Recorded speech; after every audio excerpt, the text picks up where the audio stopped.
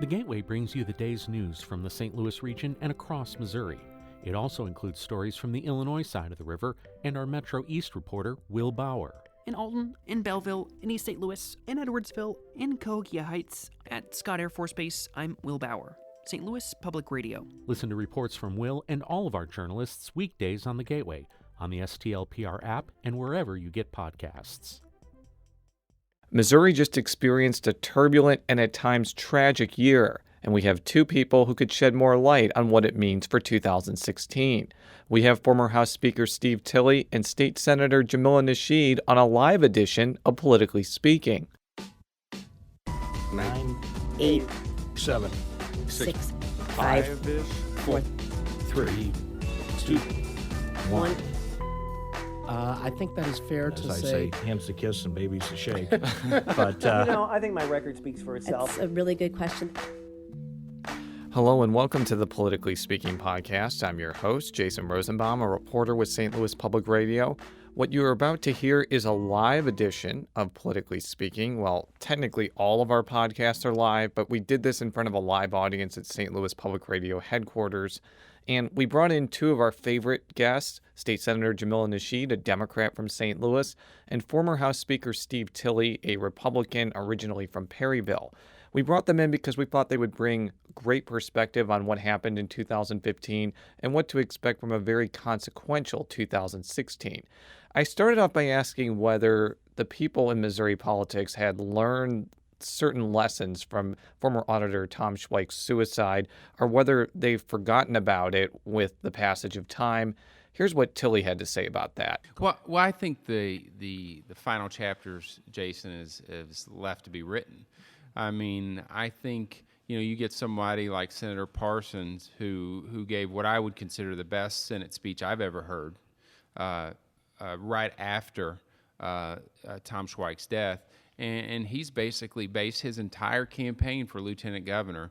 I mean, clearly he's very qualified with his ag background, small business, former sheriff, state rep, state senator. I'm not diminishing his qualifications, but the fundamental principle of his campaign is we need to be better as a party, we need to be better as a people, and basically his campaign slogan is positive politics.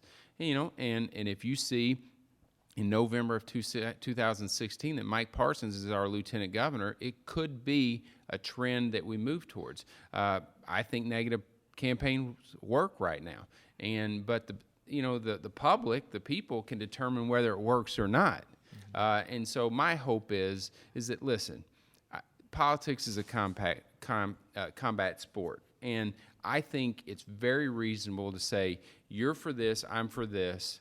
And I think that's wrong for the people. You should vote for me. Where I have a problem with it is when you start to get personal, bring their families into it, insult the way they look. I mean, there are certain things I think should be out of bounds, and I hope that we can permanently make those things out of bounds. Let me give you a tangible example. Let's say Peter Kinder ends up winning the nomination, which is not a sure thing given that there are three other candidates.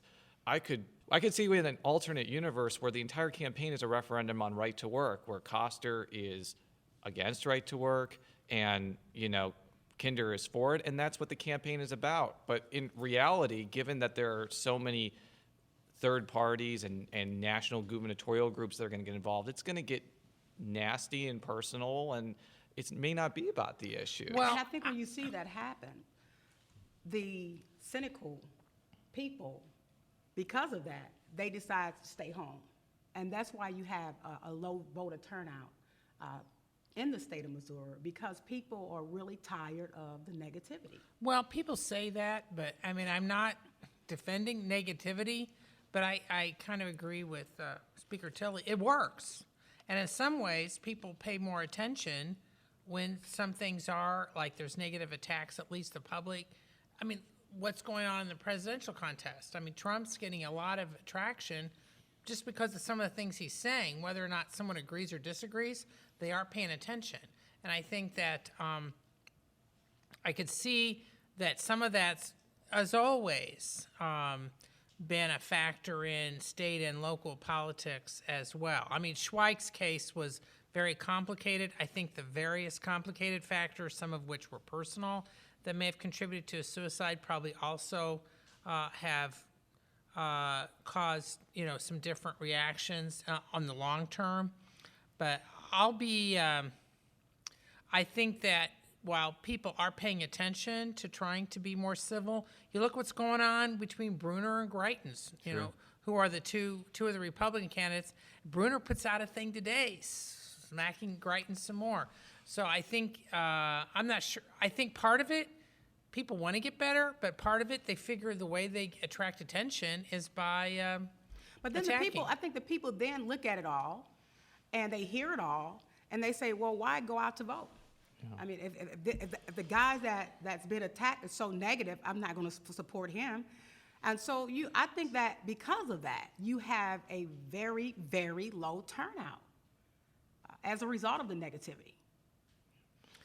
How much of a trickle down do you think that there'll be from the presidential contest in both parties as far as either igniting voters or not in Missouri going into 2016? Well, in a presidential year, you're going to have a much better turnout than you would in a non-presidential year. I think you had a situation, and I think there can be some. I think there can be momentum from top of the ticket down, but a perfect example is 4 years ago. Or 3 years ago, Obama lost Missouri, but Jay Nixon won it big, right? Mm-hmm. So, I think there's a general mood for specific parties. Like, for example, whenever I ran the House Republican Campaign Committee in 2006 and 2008, President Bush was very, very unpopular. And so, every candidate we had, the Democrats were tying our candidate to Bush, right? You're talking Bush 1 or Bush 2? Bush 2. Okay, so I don't think Bush 1 was that unpopular. That's right. So in 2006 we lost seats. In 2008 we lost seats. In 2010 it turned around. President Obama was very unpopular, and really 2010, 2012, 2014, right? Because Republicans have been tying Democrats to Obama for the past 3 election cycles, and they picked up seats in every cycle. Right. So I think they picked up seats with gerrymandering, though. Well, throughout the country. Well, I mean, redistricting for House seats, I'm talking about state House seats, this needs is to be done by the court, right? It wasn't done, any other way. And also the Senate was done by it was initially done by the court, then another court ruled that the court's map was unconstitutional, which was funny, seeing judges straight down to judges' work, and then it was done by a bipartisan panel. But my point is the polling told us you tie a Democratic candidate to the president, and their numbers go down. Same way the Democrats knew if they tied Republicans. So I think what you're going to see in the next presidential year is, all the Republicans are going to tie all the Democrats as much as they can to Obama, because I suspect a year from now he'll continue to be relatively unpopular in the state of Missouri. And I think, I think the Democrats are going to tie Republicans to any crazy Republican out there that they can to try and drive their numbers down. The Democrats are going to tie the Republicans to the super PACs, and they're going to talk about how the super PACs are really controlling the dynamics on the state level. I mean, from the Heritage Foundation, they put millions and millions of dollars up. You're talking ALEC. They're pushing their agenda throughout the states when it comes to voter ID. I mean, right now, the issues that we're going to see next session, what we will see next session is an attack on voter rights. Okay, you're going to have those individuals running for office, pandering to their base, and they're going to push voter ID. And we all know that voter ID is not an issue here in the state of Missouri when it comes to voter impersonation. Vote fraud. Okay, go ahead. We're talking about the problem that we're having again, and I just said it, was voter participation. We don't have enough people coming out to vote. And the Washington Times, they did a story where 10 billion people cast their votes. Okay, within 10 million or 10 billion within a 10-year span. Okay. And out of that, we live in a big country. Guess how many voter fraud incidents there were? Approximately 34. So there's a big bad wolf that is not really there. And so you're gonna have those individuals who's supported by ALEC, who's supported by the Heritage Foundation, the big, the Koch brothers, pushing their agenda throughout the state here and other states. Yeah, Speaker Tilley, what do you think is going to come up? Well, I think there's a lot of things. Well, if you remember, last year, the last week of session, basically it was probably the least productive week that you've ever seen in the history, because the way the process works is bills move through the process, and generally in the last week, 80% of what crosses the finish line gets done in the last week due to right to work and that debacle that occurred. There's going to be a lot of things that actually were really teed up to pass that just didn't make it because of unrelated issues to the underlying bill. So I think what you're going to see is a lot of small things to be done. I think you're going to look at some senators, probably some reps, looking at who can issue bond authority for the state due to the fight over the stadium. I was gonna. I think you're going to see potentially, I mean, right to work's already been filed. I think you're going to hear some more about Planned Parenthood with regards to University of Missouri campus. So, I mean, I think you're going to see a host of things. I just hope I hope it can be a little more productive this year. I believe it will. I think the new pro tem of the Senate and the new floor leader of Senate get along very well, and so I think that's helpful when you have a synergistic relationship between those two. So we'll see how it goes, but I think that's what. Well, you're I gonna want to see. get on one of the issues, because one of the things that Senator Nasheed and her colleagues may have to decide next session is whether to block the governor from issuing bonds for this stadium by fiat, or as the governor called it to me, by French car, which we don't even need to get into right now. I didn't see your name signed on the list of people who opposed issuing the bonds without a statewide or legislative vote, but I saw some tweets today that indicated you're not really that enthusiastic about the governor just issuing money for this project alone. What's your take on this? You know, I think we are going down a slippery slope, okay? When you incur debt to the tunes of millions and millions of dollars, and the public will be the ones that have to pay that debt, then how dare you not give them the right to vote? I mean, that's what democracy is about. I mean, if they're going to have to pay this debt, and we're going to incur debt, then they should have the right to decide if that's the debt they want to pay. Yeah. Right now, we are dealing with major issues in the state of Missouri. We have an infrastructure that's crumbling, okay? In 2020, we don't know how much money we will receive from the feds when it comes to roads and bridges, okay? And that's a major issue. Education, we have children that are graduating from the kindergarten to the 12th grade, not knowing how to read on the 3rd grade level. The foundation formula is not fully funded. So we have many, many, many more issues that are really of grave concern than to be sitting around talking about a football stadium. Well, I asked we because have too many issues I know here. that that's true, and I don't disagree with that, but I asked Dave Peacock today, you know, it's very possible that Stan Kroenke could go and try to relocate next month, get blocked, come back here and not sign that financing plan for months, if not years, which gives the legislature plenty of time to pass a bill and potentially override a veto, preventing the governor from issuing bonds without a statewide or legislative vote. So you think that's going to happen? I think it's an uphill battle. You know, I truly believe it's an uphill battle. What's an uphill battle? The fact, if we're going to get the stadium, if we're going to see a new stadium here, when you have bipartisanships, okay, when you have Republicans and Democrats coming together, I mean, that's powerful. I mean, you can stop anything with bipartisanship. And we saw that with right to work. You have Republicans and Democrats coming together, and guess what? They fought back against right to work. And now you have Democrats and Republicans coming together and say, no, this needs to go to a vote of the people. And I think it's going to be very, very difficult for the major players who want to see a football stadium. I'd be interested in Tilley's take. Well, Because I think you do I, have...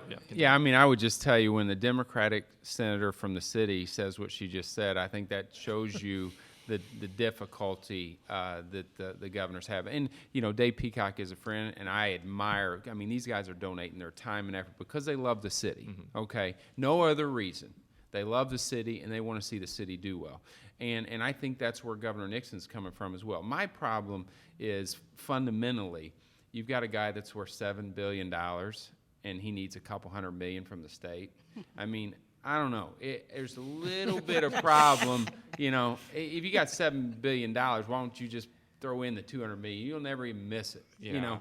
But you know, that's what makes you a businessman. You don't like spending your own money. Yeah, and so, you know, Do I want to see the stadium here? Yes. Do I think having NGA in the north side makes sense? I mean, really, I want the city to do well. I think all that, but I think you will see rather quickly the Republican supermajorities in the House and the Senate make it pretty clear what they think about this. Now, do the Republicans are they under any sort of pressure because many of the business people who are pushing this are also Republican donors? And just to add, I mean, also just asking. organized labor is definitely for this, but I noticed that some of the lawmakers that signed the House and the Senate letter are big organized labor people on both sides. Yeah, here's what I would tell you. Yes, there are a lot of civic leaders that are traditionally Republican activists and supporters, and I think certainly that probably makes it a little more uncomfortable, but 120 people signed the letter?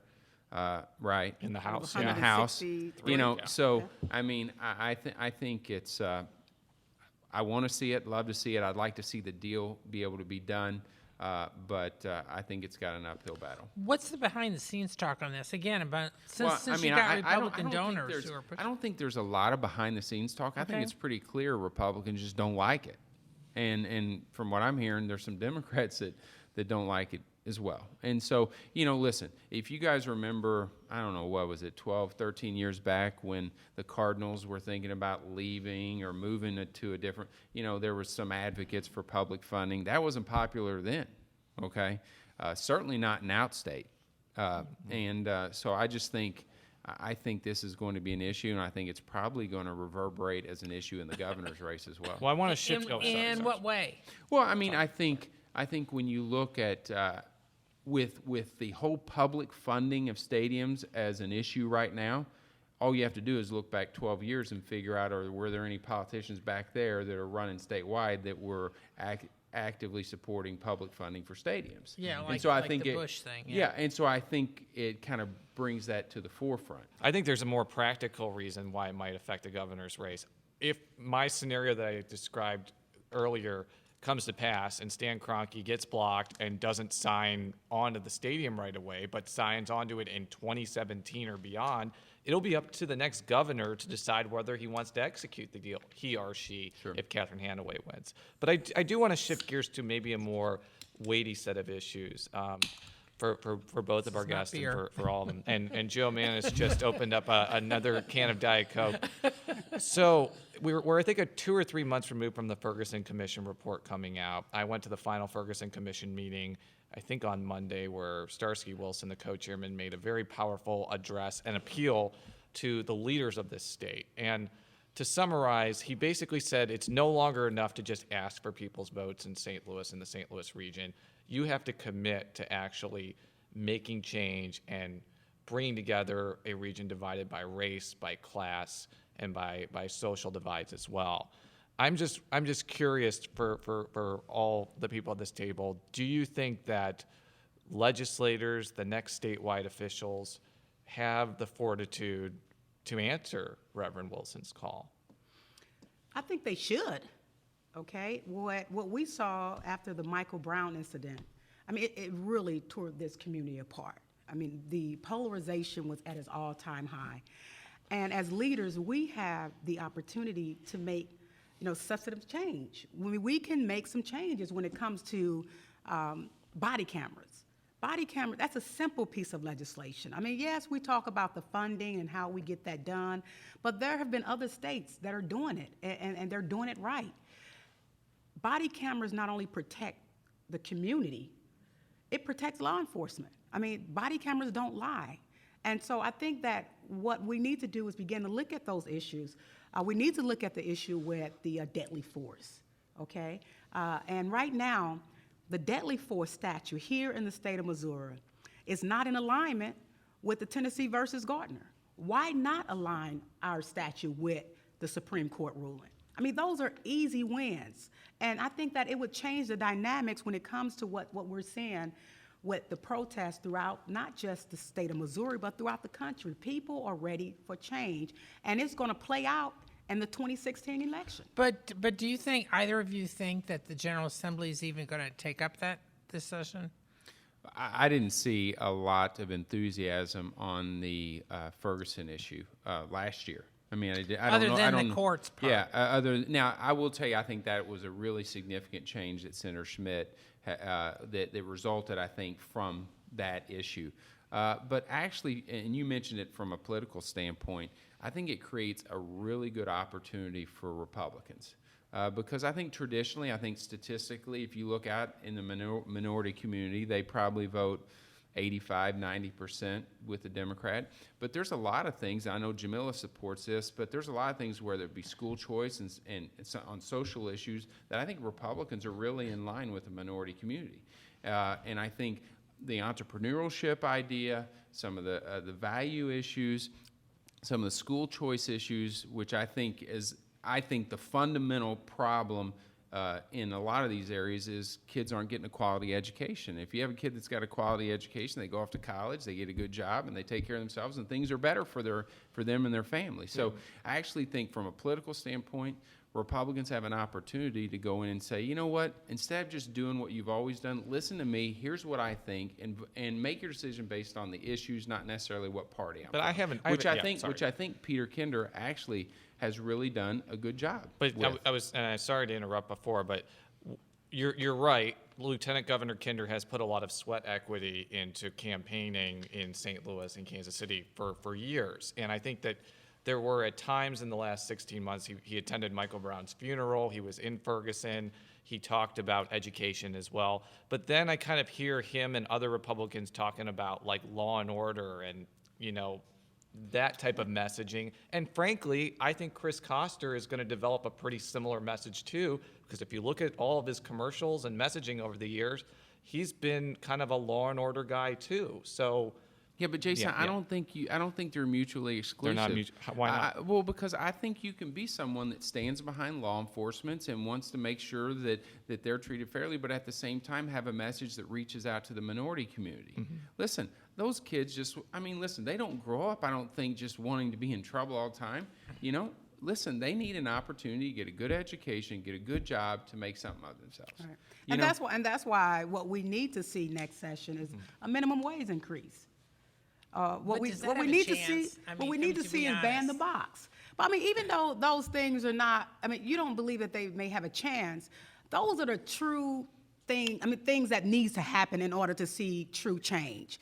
When you have individuals that are coming home from prison each and every day, knocking on the doors of opportunities, and the doors are slammed in their faces because they walk in the door with the stigma of being an ex-felon. And when they fill out the applications, they go straight in the trash can. What do you think they're going to do? They're going to go out and they're going to commit crimes. And so not making an excuse, but that's a problem. When you have individuals who work in a 9 to 5 and they're working 40 hours a week and then the only thing they can bring home is $765, that's a problem. And so if we really want to deal with the core issues that's plaguing the state of Missouri, we have to begin to roll up our sleeves. And the Republicans, they're going to have to do what's right. And I think the biggest thing that we need to do is deal with the whole education issue. We have too many children that are graduating not knowing how to read and write on the 3rd grade level. Social promotions is at its all-time high.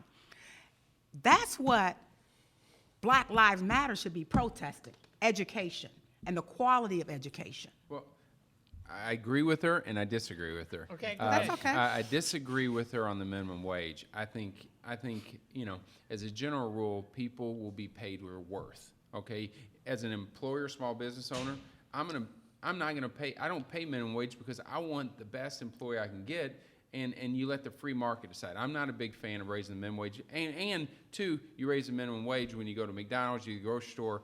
Everybody's paying the cost of it, and I think that disproportionately affects the low-income families. I totally agree with you on banning the box. Listen, somebody makes a mistake in their life, they're a felon, they go pay their debt to society, they should be done. You shouldn't penalize that person for life and handicap them to where they can't get a job. Totally agree with you on that issue. But I think that's the Republican coming out at them on minimum wage. Yes. Because I believe that when you make more, you spend more.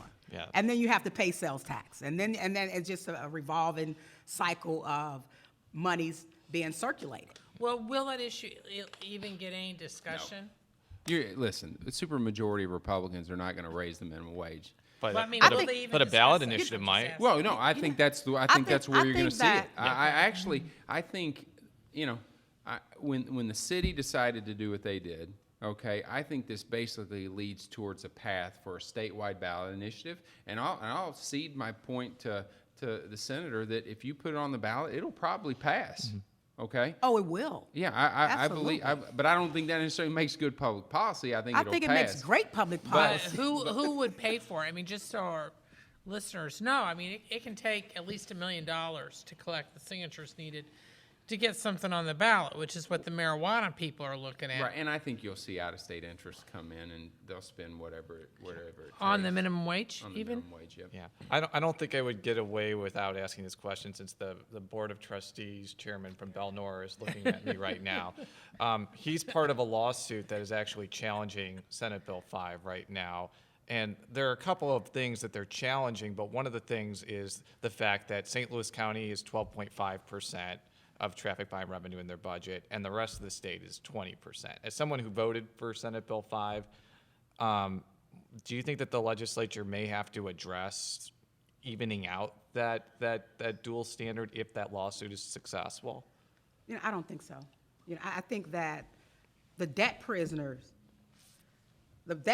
started in North County, and that's why they're taking the roughest hit.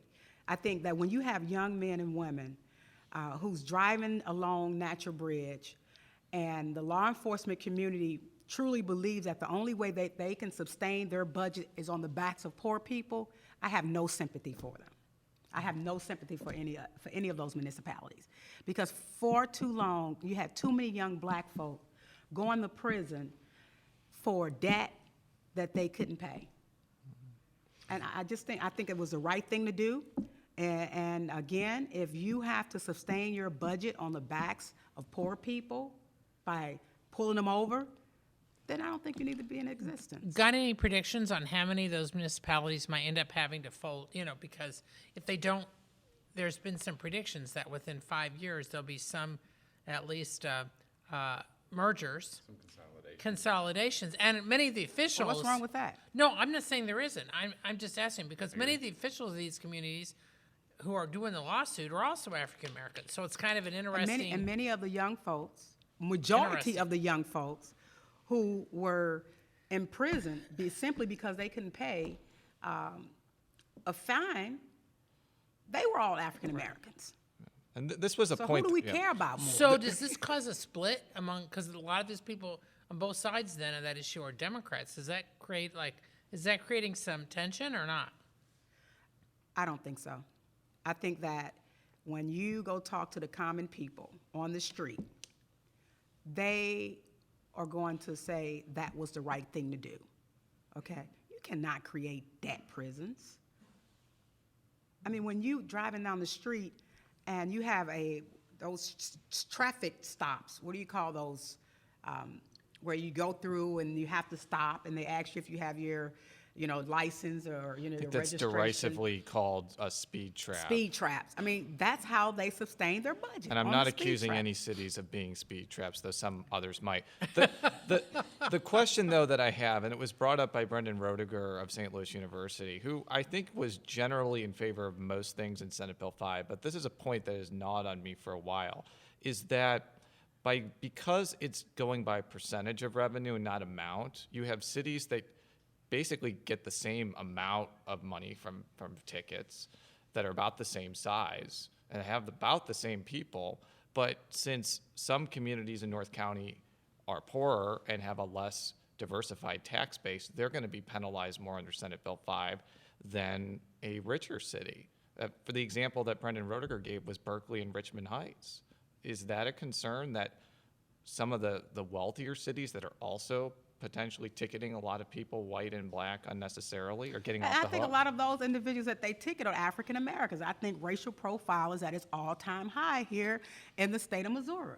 And even though they don't live there, African Americans are the ones that are being stopped and pulled over.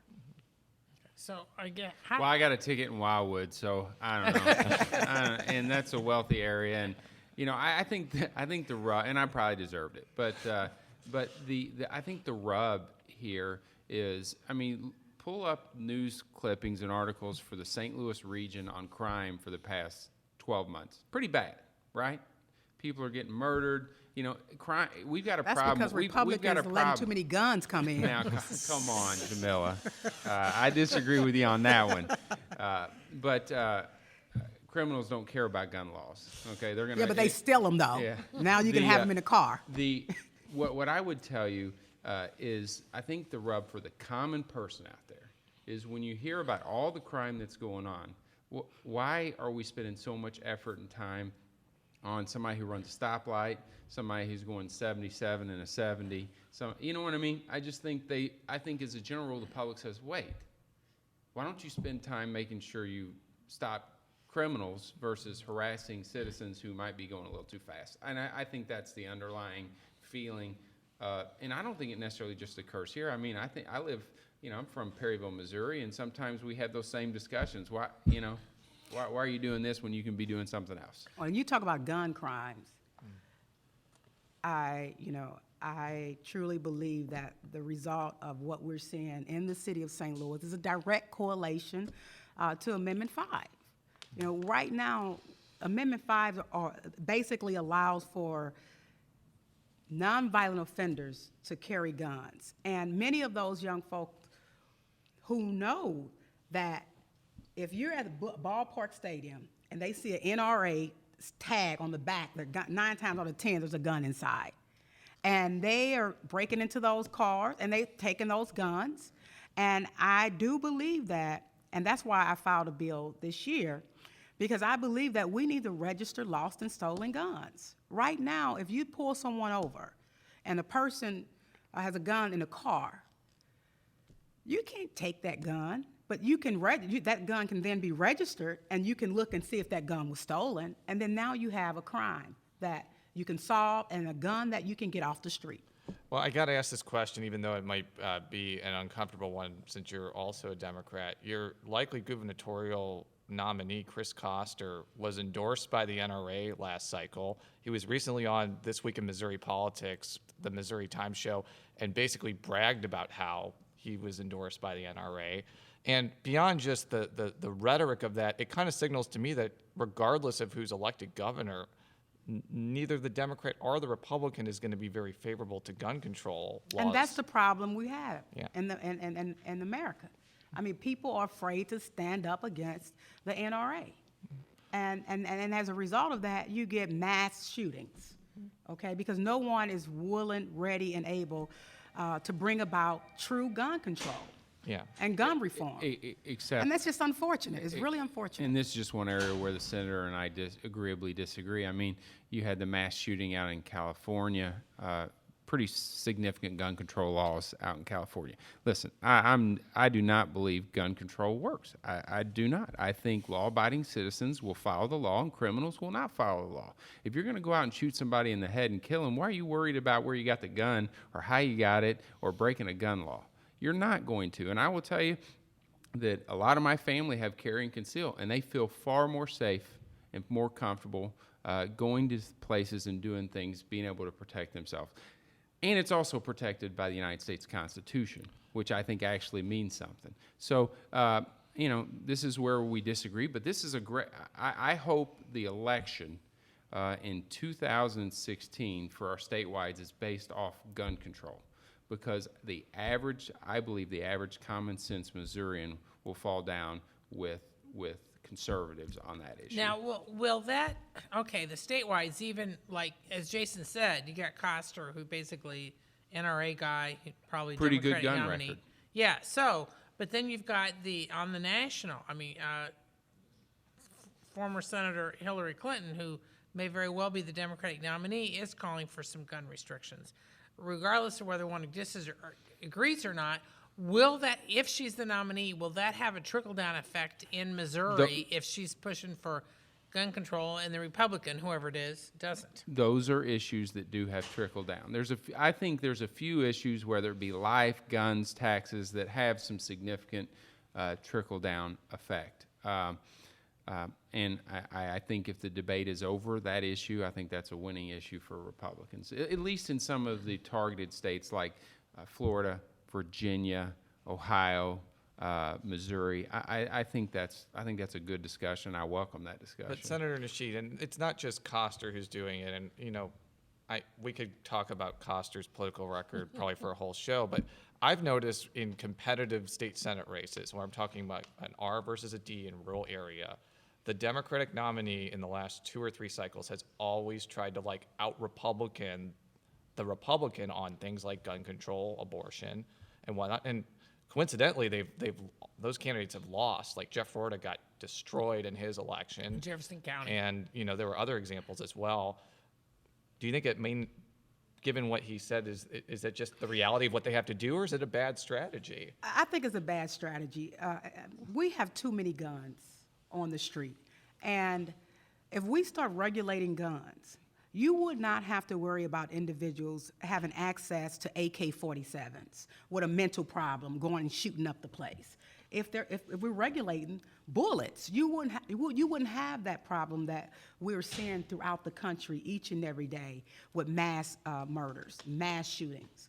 And I beg to differ. In Canada, they have less gun violence, and they have gun control, and it's working.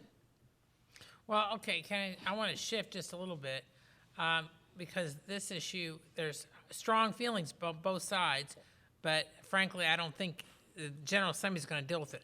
Is there a particular issue that you think that no one's paying attention to that you think the General Assembly will definitely take up this coming session? I think one is Uber. I think that's an issue that nobody really talks about. But I don't know how many people in the audience have you guys used Uber? Raise your hand. Okay, raise your. There's about 10 of the 10 people in our audience. Yeah, it's and you're all great for coming. When you travel to other states, a lot of people use it. I mean, it's a pretty amazing idea. And so I think that's something that's probably not on anybody's radar, but that you'll see. And, listen, I don't want to talk about what I think we will see. I want to talk about what I think we need to see. Okay. Sure. And okay, what we need to see is infrastructure. Okay. What we need to see is a bill that deals with the foundation formula. Okay. I mean, those are the things that people want. Those are the things that the people want to see. The people don't want to see an attack on Planned Parenthood. Okay. They don't want to see an attack on working people by not expanding the minimum wage. And so those are the things that I think the people need to rise up and say enough is enough. We voted you in, and this is what we want to see, and start protesting. Now, what about what needs to happen in the state of Missouri? Now, what about Medicaid expansion, which generally has been considered somewhat dead? Will there be an effort? Because there were some Republicans who were working on this last session. Will there be an effort in 2016 to try to do something, or since the free money, quote, ends at the end of 2016, that's just going to die for a while? That is such a difficult issue for Republicans to deal with. Whenever I was Speaker, we passed the ability in the House for Missouri to set up exchanges. Yeah. And if you remember right, that was a Republican idea. Yeah, and if you remember right, the alternative was the Fed setting up your system. So as Speaker, I thought, you know what, let's set up our own exchanges. I wasn't a fan of Obamacare, still not a fan of Obamacare. And I think anybody that pays their premiums, I think, can probably agree with me because they've seen what they've done the past 3 years. So we passed out of the House, it dies in the Senate. There was an election that year. 2 or 3 of the House members that were running for the Senate were beat up on that vote. All 3 of them lost. Okay, so this is a big issue within a Republican primary. And so you're going into 2016. I don't think there's any way you're going to see Medicaid expansion. Now, do I think you should look at expansion in pair with some kind of reforms?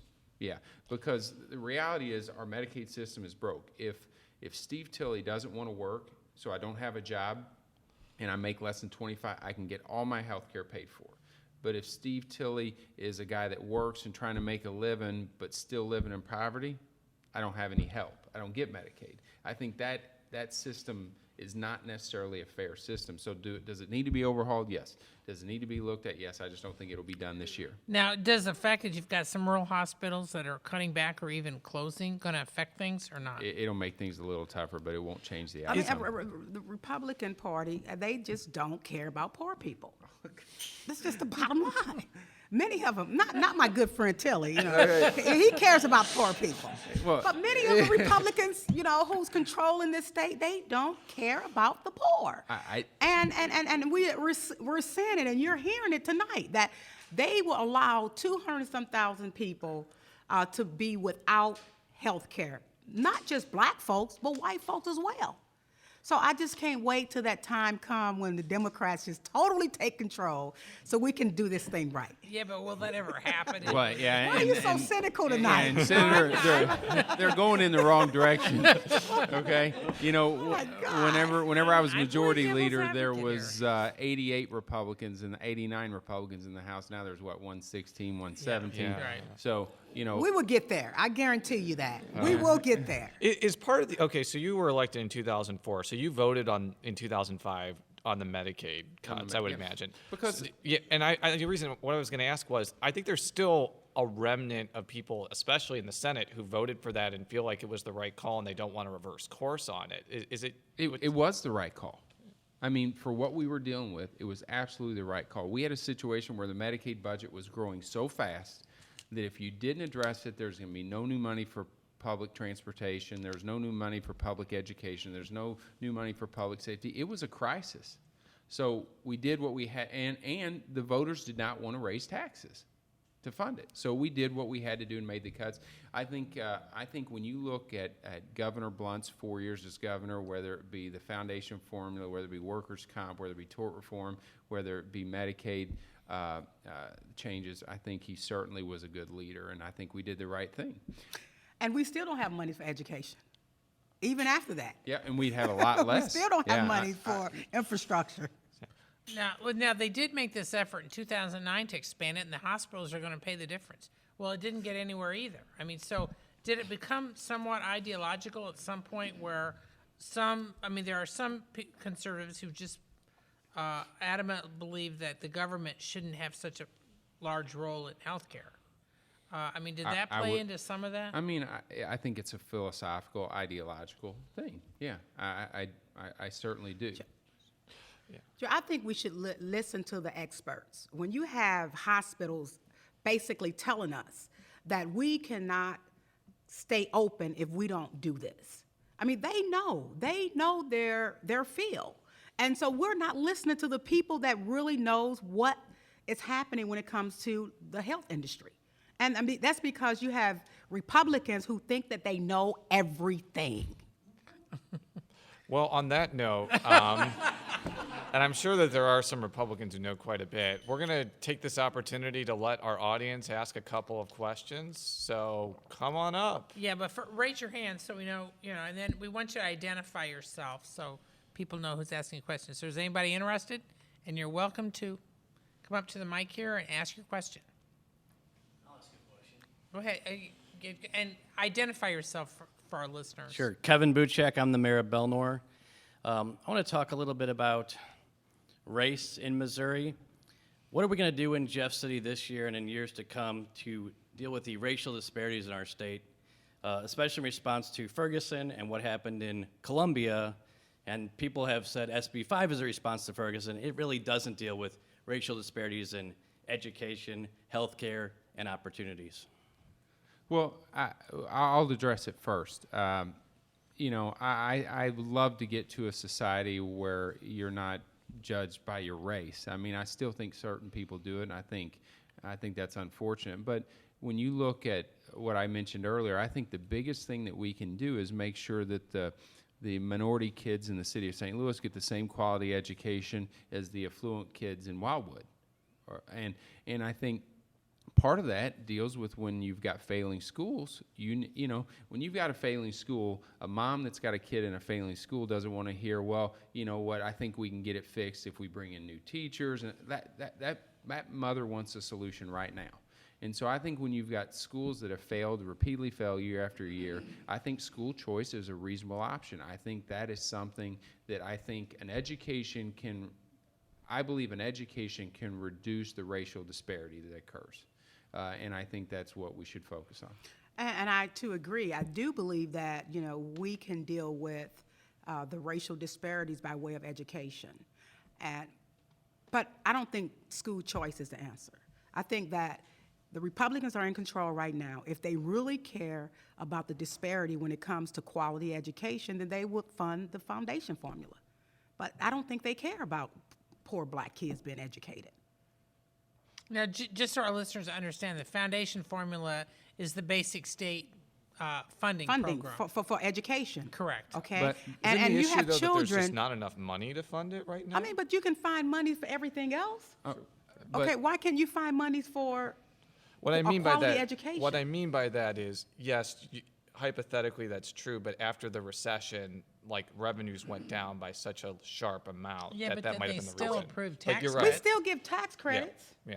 Tax cuts, too. and tax cuts. Listen, Republicans care about minorities. Republicans care about poor Only you, people. Tilley. Okay. No, more than just me, Senator. But thank you. The governor submits a budget every year, right? And I'm not convinced, and maybe I'm trying to recall, I'm not certain that he's fully funded the foundation formula in any of his Well, budgets. he's kind of like a Republican, though. Well, he's been trying to. Yeah, no, He but may- I know. I think he does what he can within Right. the budget constraints that the voters sent us all there to live within our means. So I don't mean that as a negative to the Sure. governor. My point is, some Democrats understand that you have to live within your means of what you have. And I can tell you the mood from taxpayers is not to give them any more. As a matter of fact, I think the mood from taxpayers as a general rule is they send too much to Jeff City and to D.C. So that's the reality that you're dealing with. All right. Anybody else want to speak? Yep. Come up to the microphone.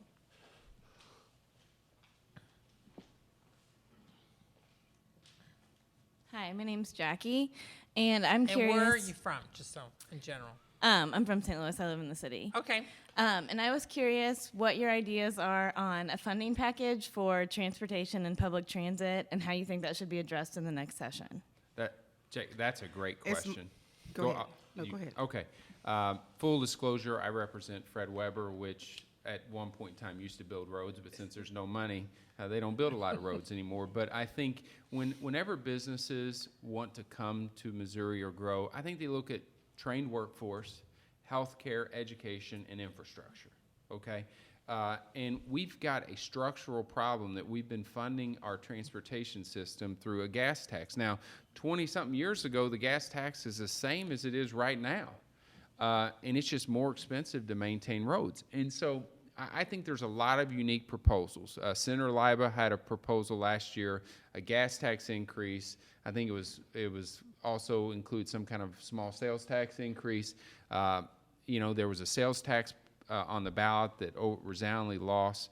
I think what you've got to do is I think one of the fundamental core responsibilities of government is to maintain infrastructure. So one of a couple things is going to have to happen. One, you're going to have to look into general revenue and say, if we think transportation is so important, then we're going to have to take general revenue dollars to help fund it. That's one.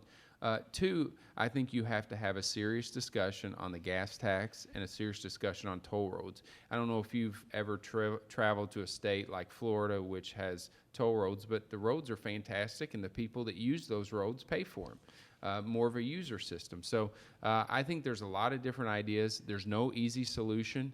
I really respect the Republican Transportation Chair, Senator Liba, for saying, hey, there's no easy solutions. We need more money.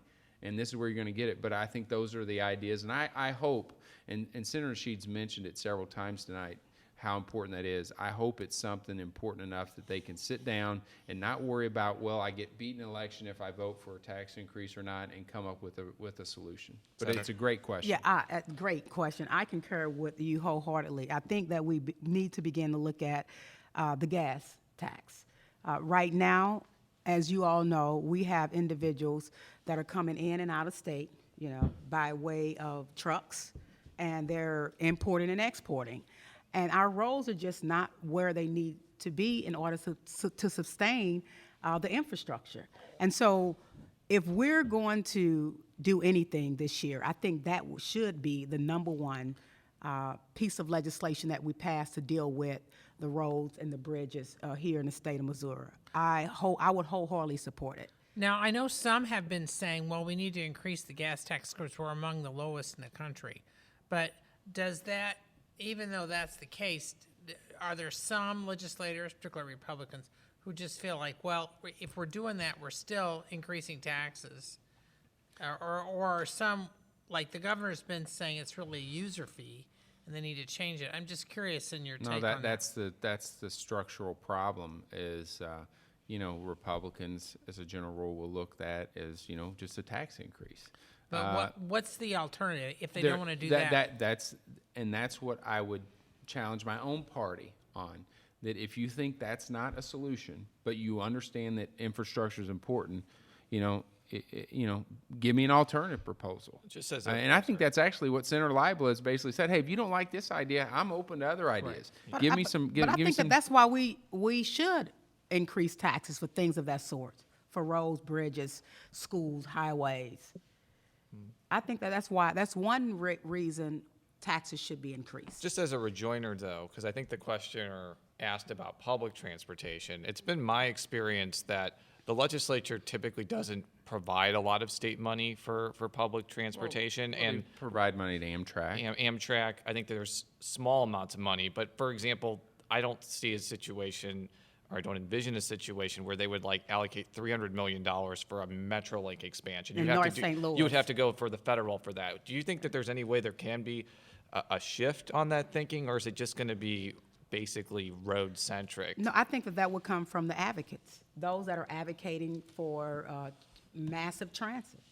And right now, North St. Louis is a place that I truly believe needs a Metrolink expansion.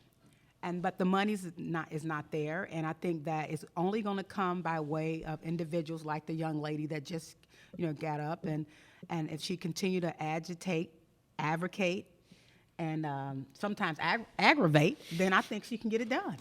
Well, I think until you address the fundamental road problems on 270, I think that's going to be the priority right now. Well, I know the voters voted down the proposal to increase the sales tax for 70. What's the other option? Tolls. I think you could potentially see a toll that would, you could. I'm just throwing the ideas out there. You could see a toll that goes from Wentzville to Blue Springs. Will the rural people go for that? Because I've heard the farmers hate it. No, I'm not convinced. That's the problem. And this is where I hope my party steps up to the plate and says, hey, there's a problem. We can't just be against everything. We got to figure out a solution. All right. Anybody else in the crowd want to ask a question? Yes, come to the microphone.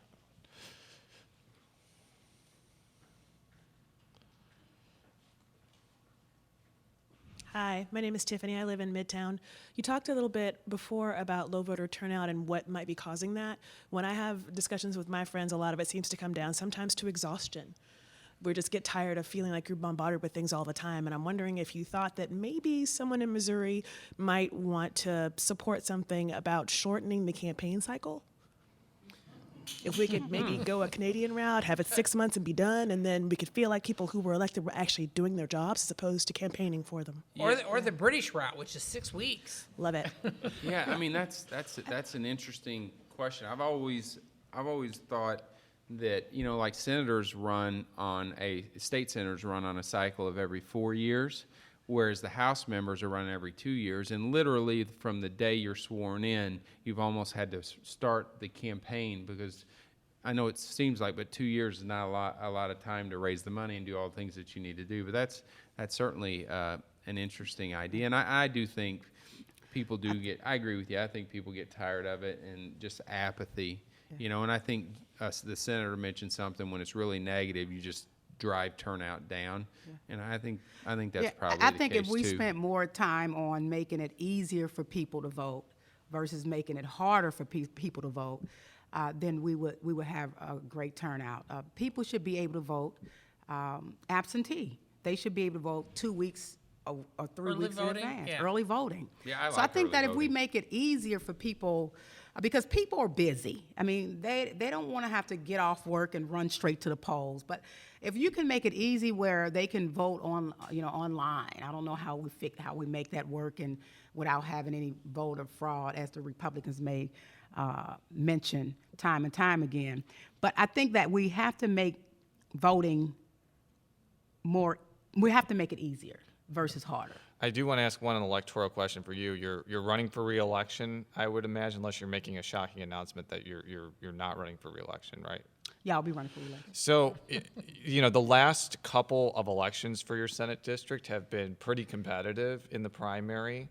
I'm just wondering what you're kind of expecting for 2016, because if you win and you serve out your last term, you will actually be like the first person who represents the 5th senatorial district to serve 2 full terms in like 15 plus years. So, Well, I think I was the first in a long time that actually ran against an incumbent. Yeah. In over a decade. Yeah.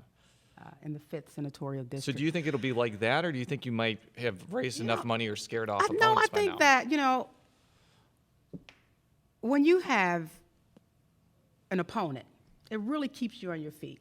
You're able to go out and talk about the things that you have been able to accomplish over the last 4 years, and that's what I would be able to do. So, I welcome anyone who wants to, play in the democracy, in politics. You don't want to ever, I'm not afraid of an opponent, and I welcome an opponent, and at the end of the day, my record will speak for itself, because I've been very, very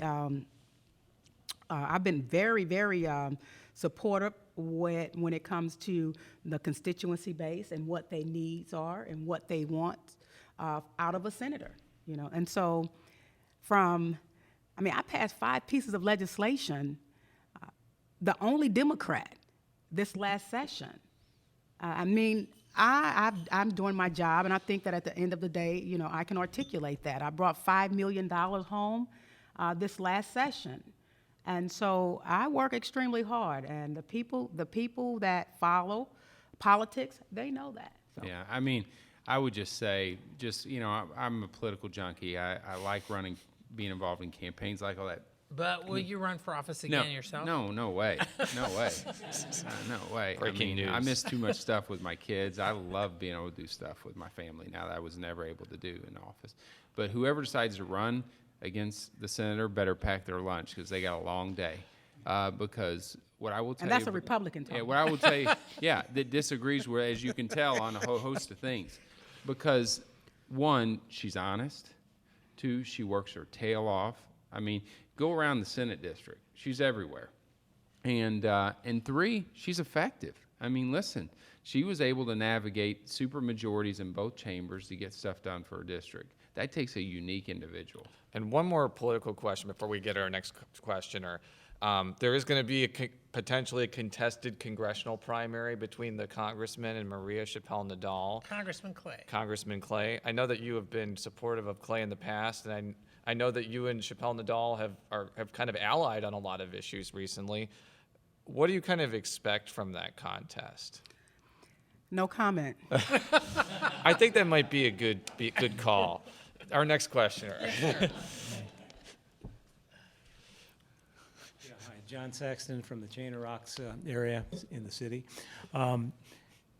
I just had, about a year ago, solar panels put in my front yard, and enjoying the benefits of that. And I see where even the Attorney General, Democrat, has come out against the Clean Power Plan, and 70-degree day today, 97% of the scientists say that global warming's real.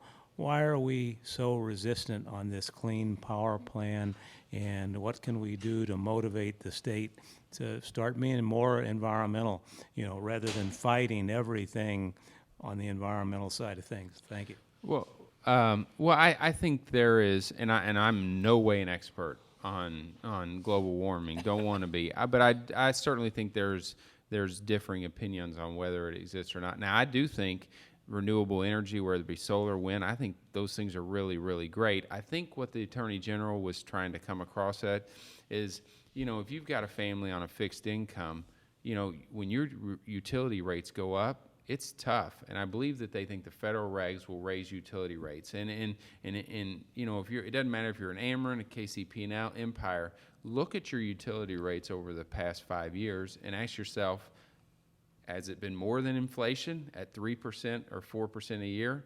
I suspect it's been 3 or 4 times that. So, if you're on a fixed income, Social Security, when your electric bill goes up $20, $30 a month, that's a real deal. I think that's where the Attorney General was coming from. I think we should just go solar, all the way across the board. You mean solar? Solar? Yeah, solar work. Individuals, they won't have to worry about the utilities if they go solar. And I think that we need to push that more. Now, of course, it wasn't really expensive, let's say 30 years ago. Now, supposedly not as much now. Yeah, I I think know it's the getting. panels have gotten better. I mean, is it expensive now? I mean, I don't know. I mean, right. Yeah, the prices I think it's getting far more competitive to the point where I don't think it's. There's still some state and federal subsidies, right, for solar. Yes. Right. Yeah. Yeah. So I think we should run the utility companies out of business. Oh. So I want to I want to end quickly with a lightning round of sorts I just thought of now. Oh my goodness. So That's I want to ask each of you just to predict who the 2 presidential nominees will be. I think clearly Hillary Clinton's going to be the nominee on the Democratic side. I think the falsehood is they expect her to be as good a candidate as Bill Clinton, and she is no Bill Clinton. I think she's going to be better. Yeah. But on the Republican side, I actually think it will be Marco Rubio. That's me. That's right. I think you got that group of people that really support Trump, which some of my family does, and I think Ted Cruz will be in there. But I think at the end of the day, if you look at Republican primaries, they haven't always nominated the most conservative person. In many cases, whether it be John McCain or Mitt Romney, they've nominated who they perceive to be the best chance to win. And I think if you polled all the Democrats nationally, the person they'd least like to face would be Marco Rubio. Okay. I totally agree. I do believe that Rubio will be the nominee for the Republican Party. I don't think he's going to be the president of the United States. I think Hillary Clinton is going to take that seat from Barack Obama and do some great things, the same thing that he's doing right now for the United States. Now, the other lightning round question, who will the 2 gubernatorial nominees be? Obviously, Chris Koster is going to be the Democrat. Well, we don't know, obviously. But No, I believe that's the case. Yeah. I think, Chris is as talented as anybody I've ever seen, politically and as a public servant. But I think on the Republican side, you're going to see, if I was betting, I'd say you'll see Peter Kinder. Second place, probably John Brunner. So I think it's going to be between one of those, but I give Peter Kinder the advantage. Reason? For Peter Kinder, it's pretty obvious from a standpoint. He's got great name IDs, won 3 statewide races. He's as conservative as you can get, right? So you're not going to go to the right, really, of Peter Kinder. And everything that's bad about him has already been said, right? In the last, his primary in general for lieutenant governor last cycle, you guys remember the commercials. It was as bad as I've ever seen. Yeah. And he still wins. So I don't think that's going to change much. As far as Brunner, he ran a competitive United States Senate race. If it wasn't for Claire McCaskill getting involved, it would have been him or Sarah Steelman that would have been the nominee and probably the United States Senator right now. And he's got the resources to not only do a positive message on himself, but also contrast message on his opponents. And so I think he's very conservative, business guy, outsider. So I think those are the reasons. Peter Kinder most definitely will be the front runner on the Republican side. John, I think, will come second as well. He can fund his own campaign. He's conservative enough, but not to the extent where you have a Peter Kinder that is so right-wing, it's ridiculous. But I don't believe neither one of them will win. I do believe that Koster will be the next governor here in the state of Missouri, and that's a great thing. Okay. Last question now, from Joe. Who is the craftiest politician in Missouri government? I am. You know, she's pretty good. She's pretty good. You know, I don't like to use the word crafty Okay. because I think that's a Well, that I has mean a negative. shrewdest. Okay, I didn't Sure. mean it negative. I mean, I meant- think as far as a politician that's good at what he does, doesn't make a lot of unforced errors, and is able to articulate his vision. Chris is pretty good. It's Chris.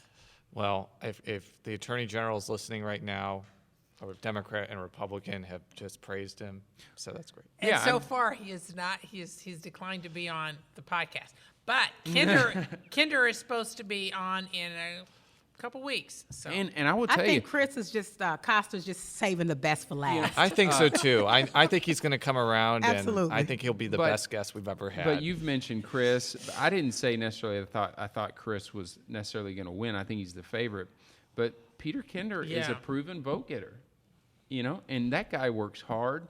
And you go out on a stump, he's really, really good. So I wouldn't put it past Peter Kinder being the next governor. I either. would hate to see a debate with Peter Kinder and Costa. Oh, I would love to see one, and we might think see one, but we'll have to see how the Costa- GOP primary.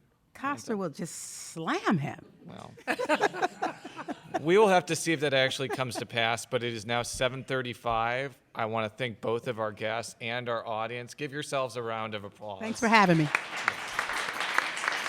To close us out, you can find all of our stories at stlpublicradio.org. You can follow me on Twitter at @JRosenbaum. You can follow Joe on Twitter at Jay Mannies. It's JMANNIES. You can follow the senator on Twitter at Senator Nasheed. And I don't think you're really on Twitter very much anymore, but you can follow him anyways. At Team Tilley. It's kind of like the Wild West on Twitter. You know, I mean, it's kind of like people say whatever with no repercussions. It's, it's really a disheartening thing sometimes to go through Twitter, but I think it's good nonetheless. But I don't spend a lot of time on Twitter. Well, thanks to our two guests, who are actually two of our favorite people. Thank you very much. You tell everyone that. Wait, we just did. No, I don't. Okay. No, we've got it on record right We now. have it on record.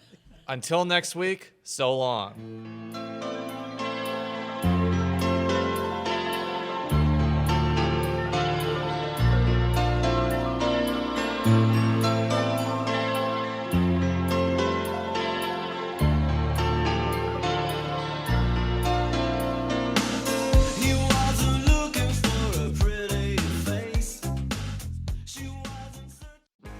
If you have a smart speaker, you have access to the entire world of NPR and St. Louis Public Radio. All the latest news and all the captivating stories. Activate our voices with yours by telling your smart speaker to play St. Louis Public Radio.